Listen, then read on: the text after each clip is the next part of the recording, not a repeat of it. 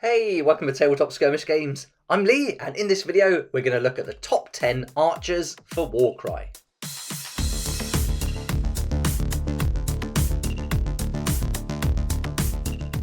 All the information in this video will be taken from the Grand Alliance supplement books for Warcry, but there are no archers in the Bringers of Death book. Plenty of magic and range weapons, but no actual archers, so we'll just be focusing on the other three Grand Alliance books. I've just set a few conditions, so we're not going to have any leaders in here, it'll just be regular fighters. And although there are lots of other fighters like the Sky Warden who've got range weapons, we're not going to use anything that isn't an archer. So any projectile weapons, like we'll see with the lead belcher and this cannon, even though they've got the symbol that represents a ranged weapon, this is a cannon, so it's more of a projectile, not an archer, so we're not going to be using those in this video.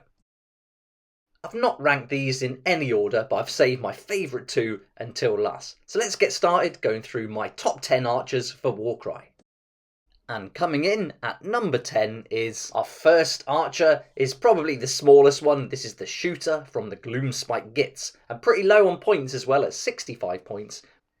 This little guy's going to come in with a movement of 4, his toughness is 3, and he's only going to take 8 wounds. And for his ranged weapon, we've got the bow and arrow, which is a minimum range of 3 and a maximum range of 12. He can only make 2 attacks, and the strength is 3, and he's going to deal 1 to 3 on a crit. And if he gets up close, he's got the sneaky dagger with a 1-inch range, making 3 attacks, strength 3, dealing 1 to 2. So 2 on a crit, 1 on a regular hit. So he's not going to do an awful lot of damage, but for 65 points, you could potentially field quite a lot of these in your warband and really just harass the enemy from a distance. He's not got any rune marks that give him his own abilities, but he's got some that come with the Gloom Spike Gits for all the fighters that have got the Gloom Spike Gits rune mark. So he can use the double backstabbing mob and quad sneaky stab, but these are only going to be able to be used on that dagger, so he's not going to be able to use them with his range weapon. So you could read it that he has a range characteristic of 3 or less for that backstabbing mob, but his range is 3 to 12, so he doesn't have a range characteristic of 3 or less. So he's not going to be able to use that for the range weapon. He's also not going to be able to use the universal ability called Onslaught that gives an extra bonus to the attack as well. So he is going to be limited, and you'll find that with a lot of the archers as we go through this, because most of them have got a minimum range of 3, and their range is always going to be 3 dash. So it's such a shame that they nerfed that Onslaught double universal ability in one of the erratas. But there's no reason why you have to follow the errata. If you want to, you could stick to the original universal ability. You don't have to make those changes unless you want to, especially if you're just playing at home and having fun with your friends. But if you do stick to the errata, then there's other universal abilities you can use, like the double rush, where you can add 1 to the move characteristic of the fighter until the end of their activation. And that's handy for these ranged attackers, because they can really keep their distance from the enemy with the range weapon, but having some extra movement allows them to really get around and get into strategic positions on the battlefield too. So it's not like a big disaster to lose that onslaught when you've got other tactics you can employ. And sticking with green at number 9, we've got the Savage Auric Arrow Boy from the Bone Splitters. And I love the Bone Splitters. I think they're awesome. I'd love to be able to paint tattoos like we can see on this model here. And I'm going to give it a go, maybe start off with some simpler designs. But great looking miniatures, all in different poses. And they're going to come in at 90 points, so higher than the one we've just seen. Got a movement 4, toughness is 3, and takes a bit more at 15 wounds. We've got an ability. So we've got a rune mark we haven't seen yet. So that's going to be an ability we'll see in a second. And then we've got 2 weapons. The first one is the bow and arrow again. Minimum 3, maximum 15. 2 attacks, strength 3, dealing 1 on a normal hit and 3 on a critical hit. And then if we get up close, he's just going to punch you with his big fists. Maybe a bow to the face as well, with a range of 1, making 3 attacks, strength 3, dealing 1 to 2 on a crit. So with these lower point archers, they don't do a lot of damage. You generally don't get a lot of attacks you can make either. And they're not very strong and often not very tough either. So there's not an awful lot going for them in those departments, but it's that range and movement combo that really works them, as you can move them into those good positions and then just harass the enemy from a distance. Maybe if an enemy's trying to hold on to an objective, you can just nip away at them with your long range weapons and then move in your tougher tanks that we went through in a previous video to really try and reclaim or take those objectives. The archers can often come with some nice abilities, and this guy's got the Destroyer rune mark, which is going to give him an ability of his own.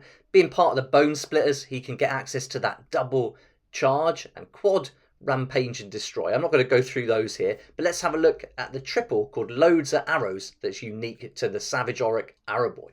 And here we add half the value of this ability, rounding up to the attacks characteristic of the next attack action made by this fighter, this activation, that targets an enemy fighter more than 3 inches away. So we have to be more than 3 inches away anyway because of the range of the weapon, and now we can add half the value. So if we get 5 or 6, that's really great because we can add 3 to that attack characteristic, going from a 2 to a 5, and now that's a lot better. Right away we're going to be able to do a lot more damage potentially there. So a really nice ability that we can use for our Arrow Boy. And we're still in the realms of destruction here as we look at the Ungor Raider. Another great model, another great warband. Big fan of the destruction warbands. And this Ungor Raider is 70 points. He's got a nice movement 5. Those hooves are really going to help him get around. He's got a toughness 3 and can take 8 wounds. He's got the Scout rune mark, so really fit in with the narrative. So that means he's going to get an ability, which we'll have a look at in a second. And then his ranged weapon is a minimum 3, maximum 15. And as we've seen already, it's 2 attacks, strength 3, dealing 1 to 3 in a crit. And then if he gets up close, he's got a dagger, range of 1, 2 attacks, strength 3, dealing 1 to 3 on a crit. So again, he's not going to do an awful lot of damage, but he's got a nice movement 5 there for 70 points. That's not too bad, but let's see what the ability is and see what that brings to the game. So he's got access to the double Brayherd ambush because he's got the faction rune mark for the Beasts of Chaos, but he's also got this triple volley of arrows because of that Scout rune mark. And here we add half to the value of the ability, rounded up to the attacks characteristic of that next attack action made by this fighter, this activation that targets an enemy fighter more than 3 inches away. So exactly the same as the Bone Splitters, but just got a different name. And here and it's a triple as well, so that's the same. But just to note, it is the next attack action. So you can only use it for your next attack action. And so if you wanted to make 2 attack actions in your activation, then you can only apply this to one of those. For our archer, coming in at number 7, we're moving to Chaos now, and this is our Zango or Skyfire, and the points are rocketing up at 235 points, got a huge movement of 10, toughness 4, and can take 20 wounds. That's pretty impressive. He's got some rune marks. The first one is the Fly rune mark. So this is awesome. With that movement 10, he can also fly, so he's going to really get around the battlefield. The terrain's not going to be a problem for him, so that's a really strong start to this fighter. He's also got the rune mark for the Flaming Blades, which we'll have a look at that ability in a second. And so his weapon, the first one, it's got a longer range now. It's a minimum 3 and a maximum 20. He can make 2 attacks. We're getting a bit stronger at strength 4, and the damage is going to be 2 on a normal hit, 5 on a critical hit. So this is much better now. Really like this. And then if he gets up close, he's got that beak he can have a go at, and that's going to be a range of 1, 4 attacks, strength 4, dealing 2 to 4 on a crit. So he's not too bad up close either. So that's not bad at all. But it's that nice 2 to 5 for the ranged weapon that I really like. 230 points is quite high. So you know, you've got to take that into account as well. But I think having that movement of 10 that he can fly and potentially do some good damage is really great. But we really want to get those attacks up. So let's see if the abilities will help us do that. So first up, he's got access to the Zenith Arcanite's fighter ability, the double uttered words of arcane power. But because it's limited to that range characteristic of 3 or less, he can't use it. So that's a real shame, because that would have added 1 to both attack and strength characteristics. But he does have this quad, and this is unique to him. This is called Guided by the Future. And here we can add half the value of the ability, rounding up to the damage points allocated by each hit or critical hit from the next attack action made by this fighter, this activation that targets an enemy that has not activated this battle round. So we've got a lot of conditions here that target enemy can't have activated. You can only use it on the next attack action, and you've got to apply the value of the ability, half the value ability, rounding up, allocated by each hit or critical hit. So I think for a quad, there's quite a lot of conditions going on. I don't think it's that great, to be fair. I mean, if you're getting a 6 or a 5, you can add 3 to the damage, and you're only making 2 attacks anyway. So on strength 4, the chances of getting a hit are reasonable, but I don't think this is an awesome one. And for a quad, I think that's quite high. Now we've got number 6, the Bloodstalker Seeker, and this one's a really interesting looking fighter. Certainly not the type of archer you'd expect, but it's mounted on this cool looking beast, so I think it's really awesome. And 165 points isn't too bad for the point value, and you're going to get a movement 10, toughness 3, and you're going to be able to take 25 wounds here. We've got the rune mark for the minion, and we've got the mounted rune mark, so he's going to have some issues. He's not going to be able to go through doorways and archways and things like that, but that movement 10 is really great.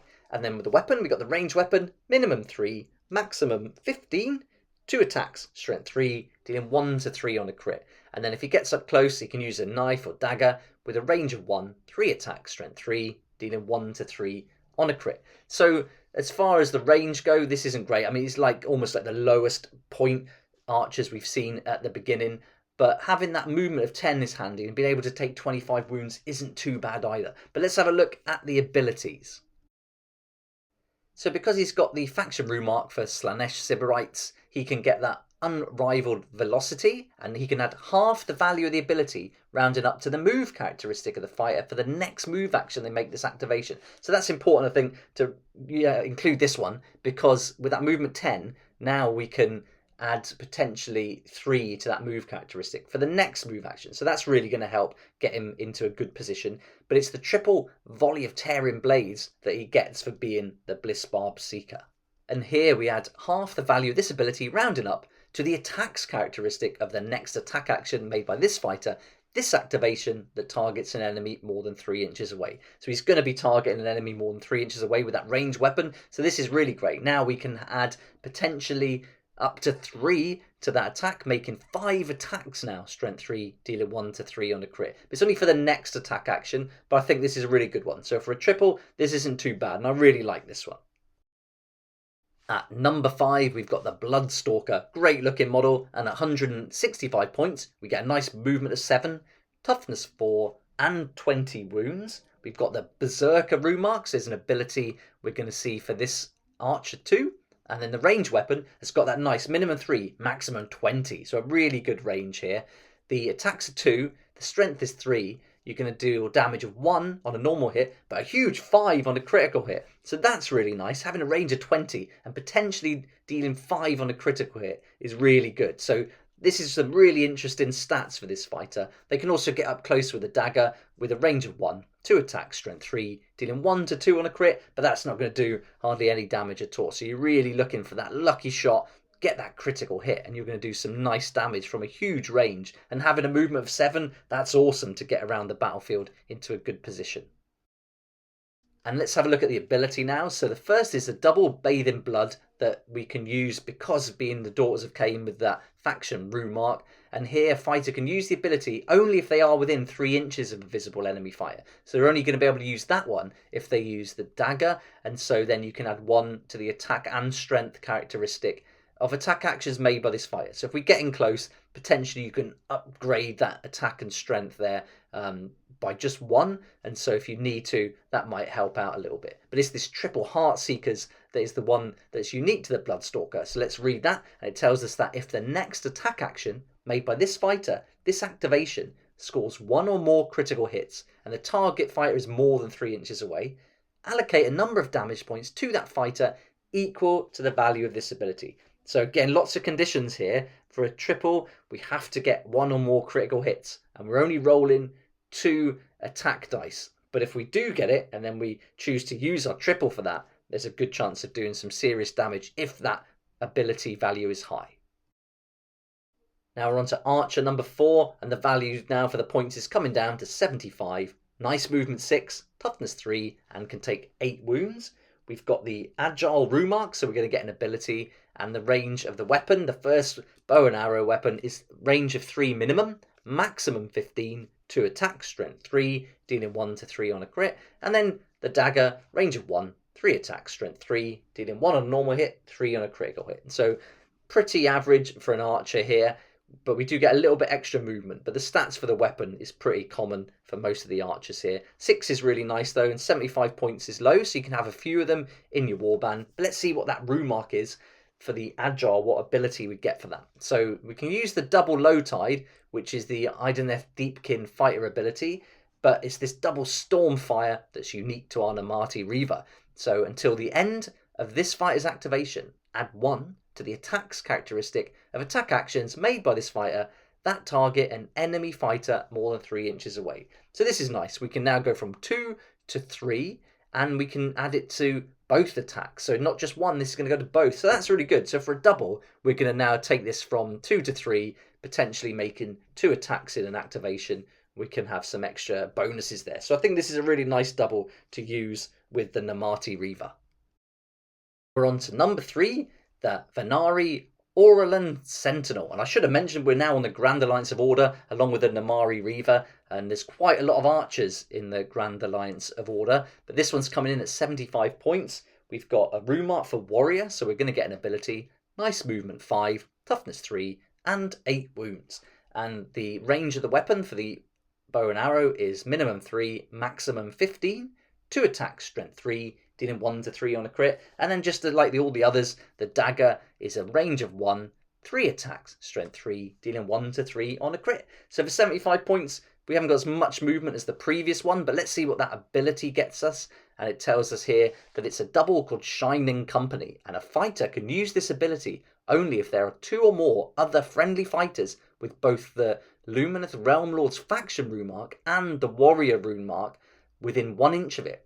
Until the end of the battle round, subtract 1 from the attacks characteristic attack actions that target friendly fighters within 1 inch of this fighter.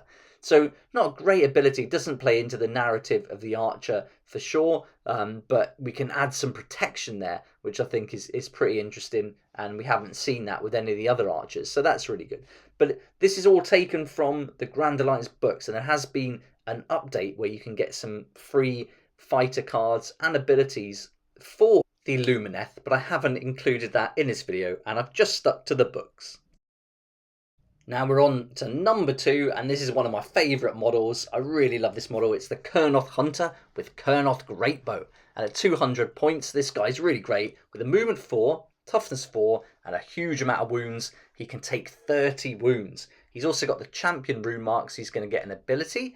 And then with his ranged weapon, this Kernel Greatbow, it's a minimum range of 3, maximum range of 20. He can make 2 attacks, strength 4, and he's going to deal 2 to 5. So 2 on a hit, 5 on a critical hit. And if he gets up close, he can claw away at you with a range of 1, 3 attacks, strength 3, dealing 1 to 3 on a crit. So it's really the ranged weapon we want to be using with this guy. But let's have a look at his ability. And because he's Sylvaneth with the Sylvaneth rune mark, he can use double, draw from the Spirit Song, and so that's a really good ability, but it's the double trample underfoot that he can use for being a Kernel Hunter. And here we pick a visible enemy fighter within 1 inch of this fighter and roll a number of dice equal to the value of the ability. For each 4+, allocate 1 damage point to that fighter.